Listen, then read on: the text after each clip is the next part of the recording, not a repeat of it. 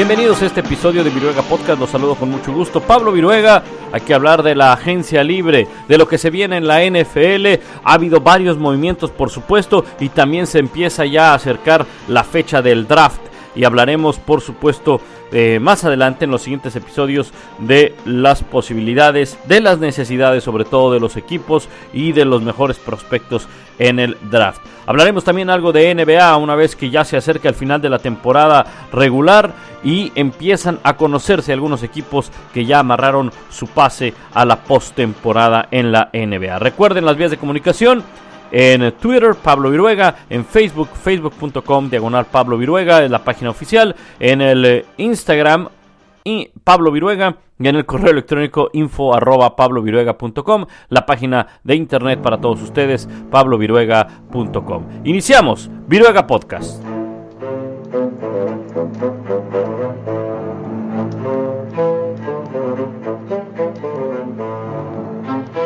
Arranquemos ahora con la NFL. Hay varias notas que llamaron la atención esta semana, y tiene que ver mucho con el tema de empezar a dar espacio en el tope salarial, un tope salarial que por cierto se elevó a 177 punto y tanto millones de dólares, a diferencia de el año anterior, que eran 10 millones de dólares menos. Ahora se amplía un poco más y bueno, esto les permite a algunos equipos tener un poco más de espacio en el tope salarial. Hay otros que empiezan a deshacerse de jugadores para abrir espacio en ese tope salarial y empezar a buscar algo en la agencia libre o tratar quizá de mejorar los contratos de los jugadores que tienen, y por supuesto habrá que esperar lo que se presente en el draft. De las noticias más importantes, bueno, está el caso de Aqib Talib,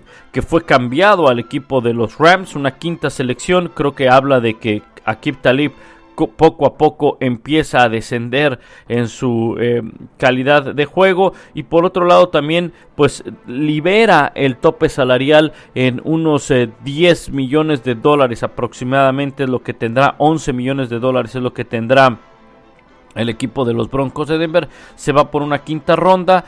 Muchos creen que esa quinta ronda fue muy barato. Bueno, hay que empezar a tomar en cuenta que Aqib Talib ya es un jugador veterano. Ya es un jugador, no quiero decir que está en la parte final de su carrera, pero quizá los mejores momentos de Aqib Talib ya se los vimos, y creo que no puede llegar a entregarnos más de lo que vimos con Aqib Talib. Desde que él entró a la liga siendo una primera ronda del equipo de los Bucaneros de Tampa Bay en el 2008, hay que tomar en cuenta, estamos hablando de que ya son 10 años en la NFL.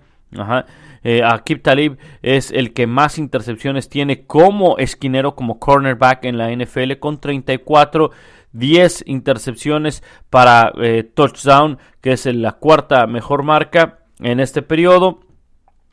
Pero él ha regresado únicamente, una en la campaña anterior. Regresó solo una intercepción en la campaña anterior de 103 yardas en la semana 2 en la victoria de los Broncos sobre el equipo de los Dallas Cowboys. Los Broncos de esta manera, bueno, pues liberan espacio.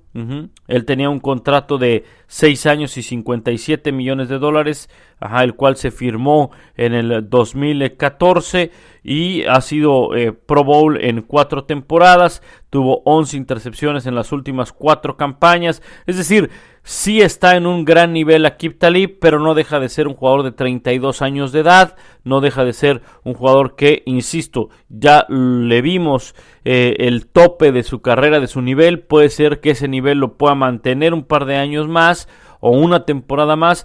Es un riesgo el que está tomando no solamente el equipo de los Broncos al deshacerse de un buen esquinero. Ellos se confían, puede ser que en la agencia libre, más allá de la agencia libre, quizá en el draft puedan encontrar a alguien que les salga mucho más barato. Son los movimientos que se tienen que hacer. Por otro lado, los Rams apuestan por alguien a quien no solamente ha probado su nivel en la NFL, sino que al coordinador defensivo Wade Phillips le agrada mucho la idea. Aqib Talib había mencionado que le hubiera gustado jugar o en los Rams, que finalmente lo consiguió, o con Bill Belichick, con el equipo de los Patriots. Finalmente lo hace con los Rams por la simpatía que tiene precisamente con el coordinador defensivo Wade Phillips. El tema de Richard Sherman, hablando de esquineros, bueno, es muy probable que para este viernes se dé a conocer lo que ya habíamos adelantado en un momento, en su momento, que el equipo de los Seahawks se vaya a deshacer de Richard Sherman. Pasa lo mismo, jugador veterano, es un jugador que ya también hay que recordar viene de una lesión, sufrió una lesión en el tendón de Aquiles en la temporada anterior, esto en el mes de noviembre, lo cual pues lo dejó fuera por todo el resto de la campaña.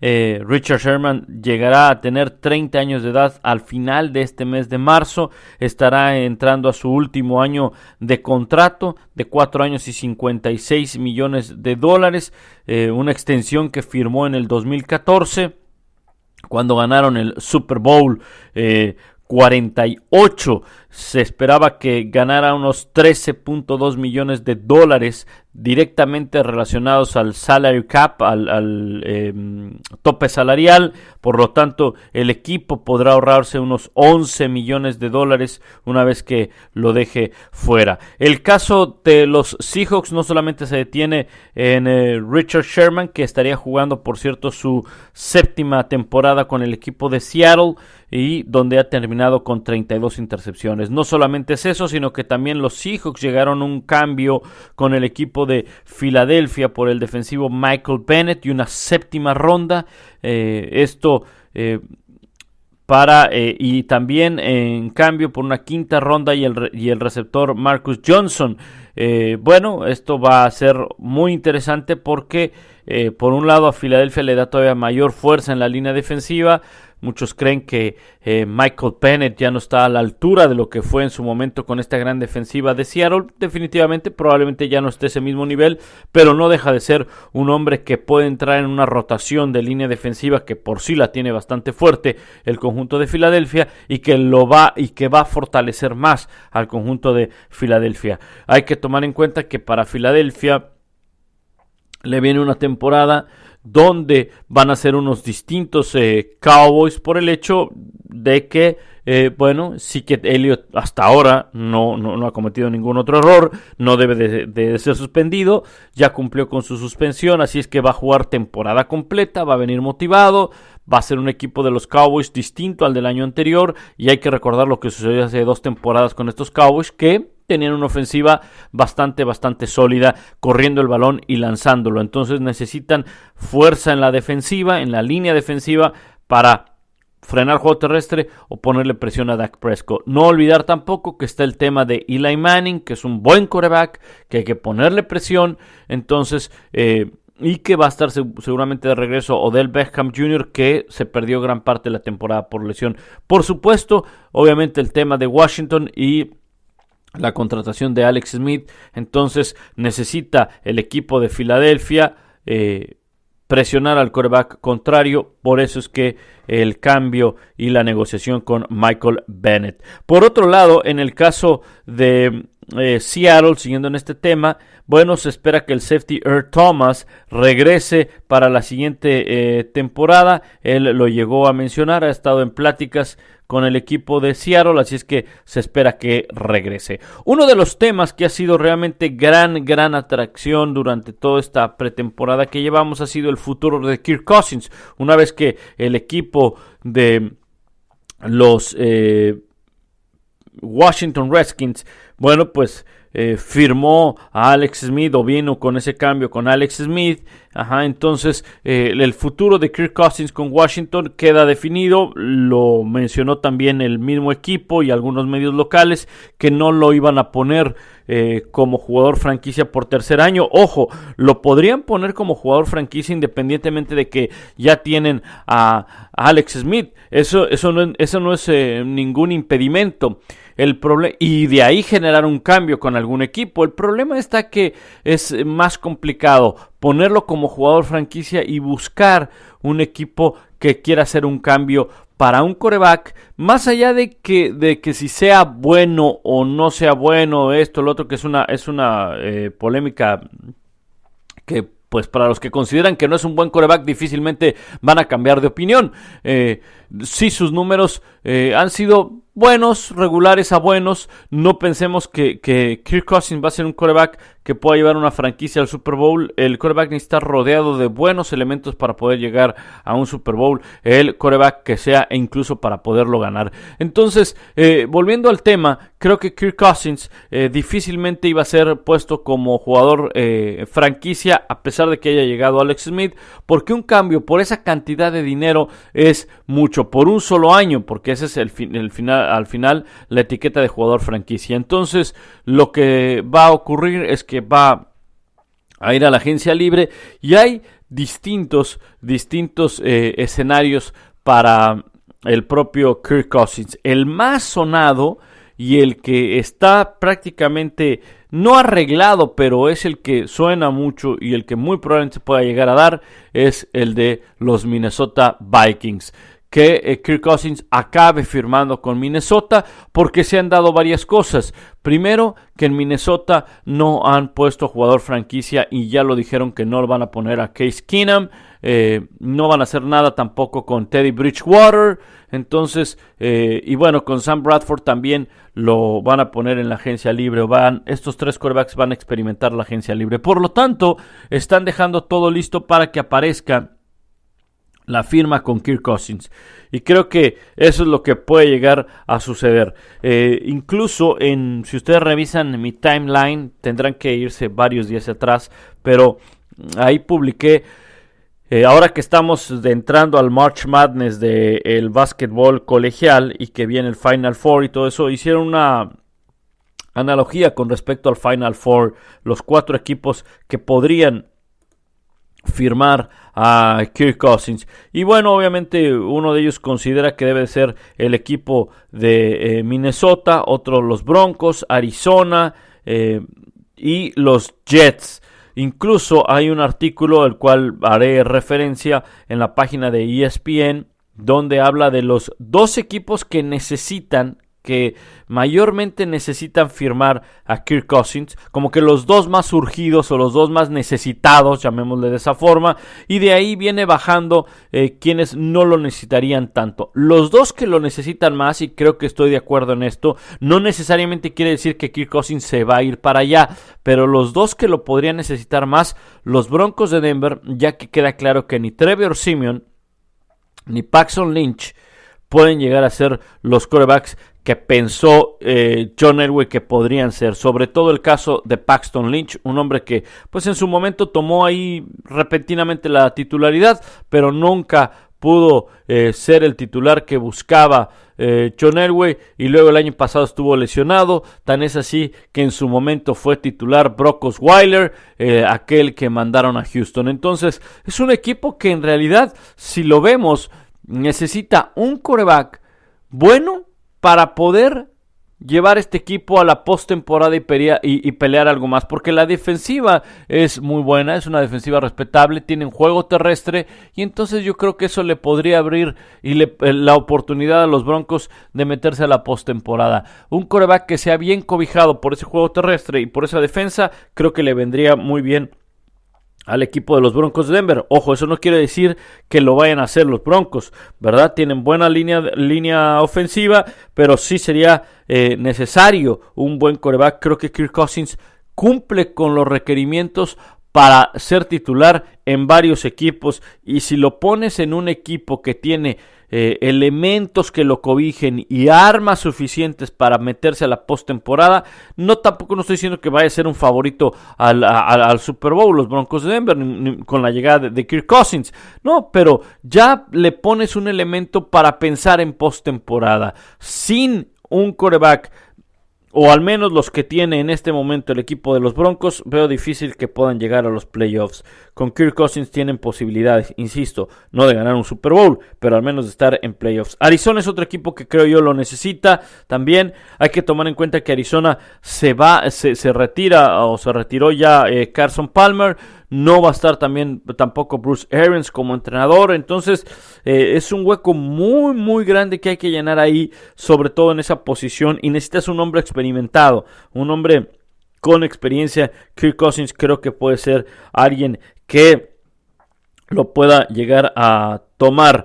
Entonces veremos si puede ser. De hecho, dentro del Final Four que hacían referencia entre los 4 equipos, los 4 destinos que podría caer Kirk Cousins, estaba ahí el equipo de Arizona. Minnesota, otro de los 2 finalistas, otro de los 2 que no necesitarían, porque tienen un buen equipo, ¿sí? O no están tan urgidos, pero sí les vendría bien, llamémoslo de esa forma, no están tan urgidos, pero sí les vendría bien. Y Minnesota, porque ya lo mencionaba, han hecho todos los movimientos como para pensar que este equipo va a ir por Kirk Cousins. Ahora hay que tomar en cuenta, creo que a Minnesota le hace falta un receptor que sea un hombre que cambie el rumbo de un partido, lo que le llaman en inglés un playmaker, un hombre que te pueda hacer esa atrapada, que te pueda hacer esa jugada grande.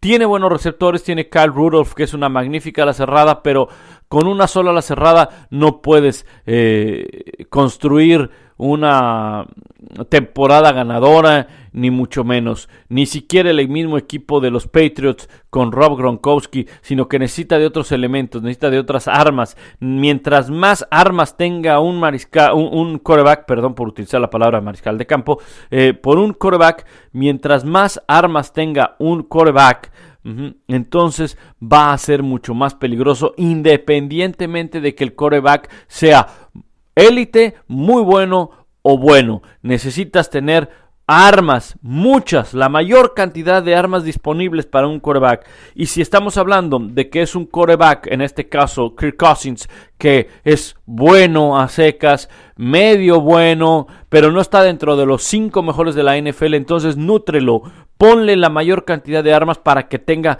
un mejor desempeño. Otro equipo que lo necesita obviamente es el conjunto de los Jets de Nueva York. Ellos realmente no tienen un quarterback. Josh McCown es el hombre que podría estar ahí como uno de los quarterbacks. Entonces sí necesitan un hombre que pueda llevar los destinos de los Jets de Nueva York. En estos momentos, si vemos el depth chart o el roster de los Jets, nos vamos a encontrar que sus quarterbacks son Josh McCown, un veterano, Bryce Petty, Christian Hackenberg, Joel Stave.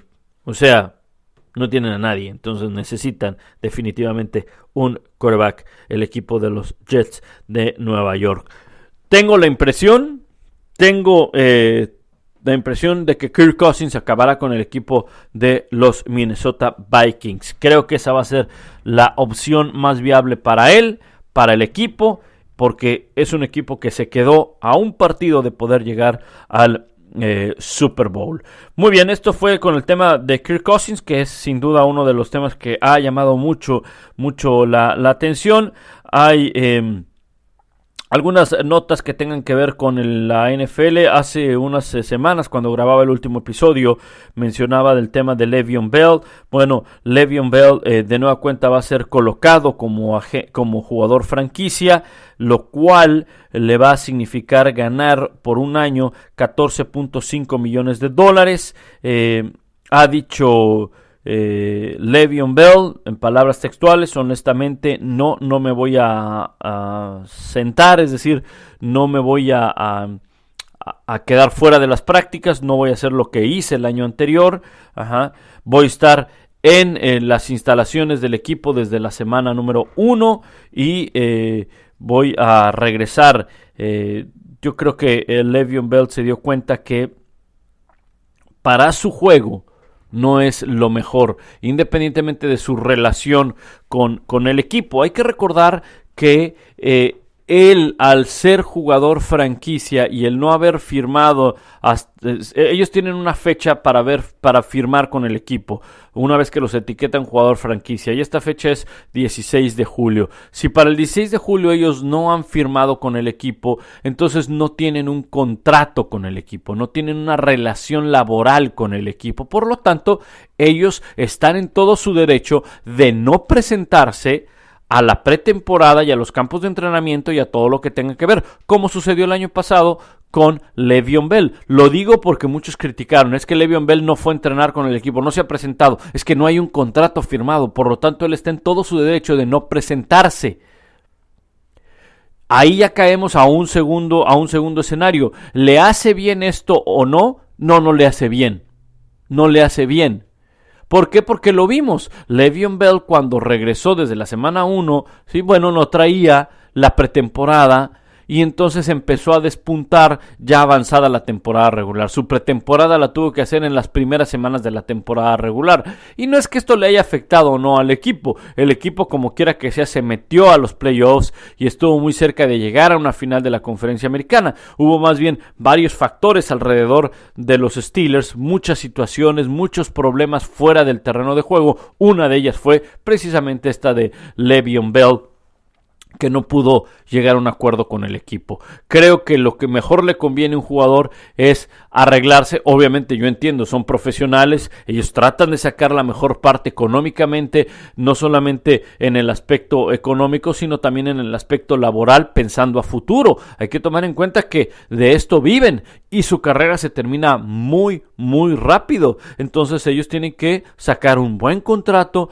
Olvídense de que esto es por amor al deporte. No, son profesionales, ellos viven de eso. No es que sean mercenarios, no, es que ellos tienen que ganar por lo que hacen. Entonces tienen que hacer buenos contratos y a ellos les gustan, a los jugadores les gustan hacer contratos a mediano o a largo plazo. Por eso es que no les gusta ser jugadores franquicia. Pero bueno, lo ha dicho Le'Veon Bell, que él va a estar en los campos de entrenamiento. Habrá que esperar que lo cumpla, que esté en los campos de entrenamiento, que esté en el training camp, en la pretemporada, y creo que si eso lo logra cumplir Le'Veon Bell, ojo con los Steelers, porque va a ser un equipo con un arma como Le'Veon Bell, que estuvo durante la pretemporada y lo va a hacer fuerte. Ojalá, porque creo yo que es un equipo que tiene mucho talento y veremos cómo le va. Además, hay que tomar en cuenta algo, va a haber un nuevo coordinador ofensivo. Entonces, le vendría muy bien a Le'Veon Bell estar durante la pretemporada para que entienda este nuevo sistema que tendrán el equipo de los Steelers para la siguiente campaña, con su nuevo coordinador ofensivo. Bueno, eso con el tema de Le'Veon Bell. Hay que también mencionar que el equipo de los Titans cortó a DeMarco Murray. Lo anunció el pasado jueves. Murray, de 30 años de edad, pues fue el líder de los Titans en las últimas 2 temporadas, incluido la del 2016, cuando fue el líder de la conferencia americana, cuando corrió para 1,287 yardas. Creo que DeMarco Murray va a ser un corredor que encuentre de inmediato equipo. Es un jugador que hay que recordar la campaña que tuvo con los Cowboys, le fue muy bien. Líder corredor. Después se fue a Filadelfia, donde las cosas no funcionaron con Chip Kelly, y acabó en Tennessee. Y creo que Tennessee pues hace lo correcto, independientemente de que había estado lesionado el año anterior, independientemente de los números que habían sido muy buenos para DeMarco Murray. Pero aquí volvemos a lo mismo. Derrick Henry, jugador más joven, que cobra menos probablemente. Entonces pues van a dejar a Derrick Henry como el número 1, y DeMarco Murray pues ha quedado en libertad. Viene de correr de su cifra más baja, 659 yardas, 3.6 por acarreo, y obviamente mucho tuvo que ver la lesión que padeció en la temporada. De hecho, fue la primera ocasión que no llega a las 1,000 yardas totales. Me refiero a DeMarco Murray por primera ocasión desde el 2012. Bueno, hasta aquí con la NFL. Creo que eso es lo más sobresaliente de la NFL. En el tema del draft, bueno, pues hay que mencionar que ha habido ya varios ensayos del draft, quienes podrían ser seleccionados en primera ronda. Los quarterbacks creo que son un punto muy importante en esta generación. Si quieren repaso los primeros 5 equipos que estarán seleccionando. El número 1, una vez más, el equipo de los Cleveland Browns. Probablemente vaya a ir por otro quarterback. Ojo con Sam Darnold, el quarterback de los Troyanos del sur de California. Es un gran quarterback, me tocó a mí verlo jugar varias veces. El único problema que tiene es los problemas que ha tenido para proteger el balón. No solamente pases interceptados, sino balones sueltos. Ese quizás sea la gran debilidad de Sam Darnold. El número 2 es el equipo de los Giants, los Gigantes, que bien pueden ir por un corredor. Lo necesitan juego terrestre. No tienen juego terrestre este equipo. El tercero en seleccionar es el equipo de los Indianapolis Colts. Necesitan defensa. Creo que todo parece indicar que Andrew Luck estará de vuelta, así que tienen quarterback. Necesitan pues defensiva, algo que le ayude a Andrew Luck. El número 4, hay que tomar en cuenta que vuelve a seleccionar el equipo de los Cafés de Cleveland. Es una selección que tienen precisamente de el conjunto de los Tejanos de Houston, y puede ser que vayan por otro defensivo. Se habla de Minkah Fitzpatrick, este safety de Alabama, que es de los mejores prospectos que hay en el draft. En global es uno de los mejores jugadores que hay. Y el número 5 es el equipo de los Broncos de Denver, que quizá puedan fortalecer su línea ofensiva. Conforme se acerque el draft, iremos hablando de las necesidades de los equipos, si les parece. En cada episodio estaremos hablando de una división, y con esto trataremos de dejar todo listo para el draft. Serán episodios dedicados completamente al draft, con las necesidades de los equipos y quienes podrían ser los jugadores que podrían seleccionar en el draft. Hay muchas cosas que suelen pasar en el draft y es muy difícil pues tratar de meterse en la mente de 32 gerentes generales distintos, o 32 dueños o 32 entrenadores, pero al menos les presentaremos a ustedes las necesidades de los equipos.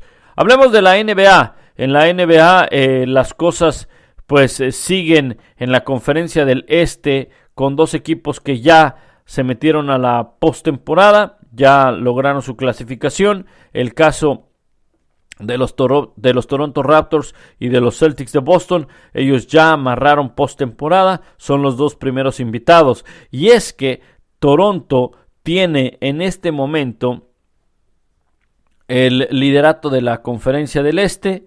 Boston es segundo, a 2 juegos de diferencia. Los Cavaliers de Cleveland, que me tocó hacer un partido en la semana y lucen bien, sin embargo dependen obviamente de LeBron James. Es un equipo joven con los cambios, es un equipo que tiene energía y habrá que esperar la llegada de Kevin Love. Si Kevin Love logra estar de regreso, una vez que mencionó que ha sufrido de depresión y de ansiedad, más que todo de ansiedad, y a ver cómo responde. Poco a poco se va recuperando de la lesión Kevin Love. Ojo, este equipo con Kevin Love cambia completamente y sería muy interesante verlo, porque creo yo que podrían darle pelea a Boston y a Toronto en una potencial final de la conferencia del Este. Washington se queda un poco atrás. Creo que Washington y Indiana ya son equipos que sí están ahí en los primeros sitios de la conferencia, pero no creo que puedan llegar a hacer algo con respecto a finales de la NBA. Ahora bien, por el otro lado, ojo, parece ser que va a estar de vuelta ya Kawhi Leonard, después de lo que dijo su entrenador Greg Popovich, que no pensaba que lo iba a tomar en cuenta, no tanto por el aspecto físico, a pesar de que se logra recuperar, sino por el tema de el aspecto de juego, si está en ritmo o no de regresar Kawhi Leonard. Bueno, pues Kawhi Leonard lo último que dijo es que él espera que esté listo, que esté de regreso, y si es así, pues lo necesitan Lo necesita porque acaban de perder con Golden State. Golden State está a medio juego de los Rockets de Houston, unos Rockets que están imparables, que han ganado 17 de manera consecutiva. Pero Golden State no se queda atrás. No solamente ha ganado 7 en forma consecutiva, sino que tiene marca de 9-1 en los últimos 10. Portland jugando muy bien, 9-1, ganando 8 en fila. Nueva Orleans ganando 10 en fila. Y San Antonio en los últimos 10 con marca de 3-7. Si no regresa Kawhi Leonard, ojo, puede ser que hasta San Antonio se quede fuera de la postemporada. Y muchos de ustedes van a decir, ¿pero cómo? Oye, es que San Antonio es quinto en el oeste. Sí, pero en el oeste la lucha está muy, muy cerrada entre el número 3, que es Portland, y el número 10, que es el equipo del Jazz de Utah. Entre el 3 y el 10. Y es que hay que ver el standing. Resulta que Portland tiene marca de 39-26. Y a 4 juegos nada más se encuentra el Jazz de Utah, que es 10º en la conferencia. Y vamos a repasarlo. El número 4 es el equipo de los Pelicans, a medio juego de Portland. San Antonio es número 5. Está a 2 juegos de Portland, que es tercero. Pero en el quinto, que está San Antonio, también está ahí Minnesota, a 2 juegos de Portland, que es el tercero. Oklahoma City, a dos juegos de Portland. Y los Clippers, ellos están un poco más abajo, que están en el 8º puesto. Muy interesante la lucha. Los Nuggets de Denver ya perdieron. Hace unos días estaban en el 8º puesto. Han ido perdiendo. Llevan 2 derrotas de manera consecutiva. Perdieron contra los Cavaliers de Cleveland. Y los Clippers ya ganaron. En estos momentos los Clippers son 8º. Y Denver ha caído al 9º. Denver en este momento está fuera de la postemporada. Por eso es que digo que San Antonio, si no se apura, puede quedarse incluso hasta fuera de los playoffs. Puede quedarse fuera de los playoffs el equipo de los Spurs de San Antonio, si no se apura y sobre todo si no regresa Kawhi Leonard, porque hay que recordar que Aldridge tiene problemas en el tobillo. Entonces eso es muy muy interesante lo que está sucediendo en la NBA. Habrá que esperar que pues cómo cierran la temporada, pero creo que está más que claro, más que definido que en el oeste hay 2 equipos que mandan y nada más: Houston y Golden State. En el este, ahí sí, a pesar de que hay diferencia de juegos y a pesar de que es muy difícil que, por ejemplo, el equipo de los Cavaliers de Cleveland pueda quitarle el primer lugar a los Raptors de Toronto, porque hay 9 juegos de diferencia, Washington o Indiana, que tienen 10.5 juegos sobre Toronto, que es muy complicado, pero creo que no podemos descartar ni a Washington, ni a Cleveland, ni a Boston, ni a Toronto como equipos que puedan llegar a las finales de la NBA o equipos que pueden estar en la final de la conferencia. Creo que entre estos 4, cualquiera de esos 4, 2 de ellos puede estar en la final de la conferencia. Hay unos que quizá tengan más posibilidades de estar en una final de la NBA, pero hablemos de final de conferencia, y yo veo muy probable que de estos 4, cualquiera de esos 4 puede estar en una final de conferencia. Toronto, Boston, Cleveland o Washington. En cambio, en el oeste, ahí sí lo tengo más que claro. La final de la conferencia del oeste está definida entre Houston y los Warriors de Golden State. Y muchos creen que la final de la NBA debería de ser Houston y Golden State. Estoy de acuerdo. Son los 2 mejores equipos que hay en la NBA. Incluso la propuesta que, no me acuerdo si lo mencionamos en el episodio anterior, pero lo comentamos, la propuesta que hubo en algún momento de olvidarse de las conferencias y que avanzaran los 16 mejores de acuerdo al récord de la liga. Sería muy interesante. Muy, muy interesante, porque entonces sí tendríamos la oportunidad de ver esta situación de unos Rockets contra unos Warriors en una final. Pero como se puede dar un año que 2 de los mejores equipos de la liga estén en una conferencia, como se puede dar que estén en la otra conferencia en el este, o pues como sería la fórmula perfecta, que los dos mejores equipos estén repartidos en las dos conferencias y entonces sí tener potencialmente una final entre el mejor de la conferencia del este y la conferencia del oeste. Las cosas están así y ojalá que sea una buena postemporada en la NBA porque viene lo mejor. Y recuerden que muchos de los partidos los tenemos a través de ESPN. También la invitación para que, si usted es amante del fútbol americano y sobre todo el fútbol americano en México y quiera recordar a las grandes leyendas que hay que ha habido en el fútbol americano de México, la invitación es para que vaya a las redes sociales de un servidor, en Pablo Viruega, en Facebook y en Twitter.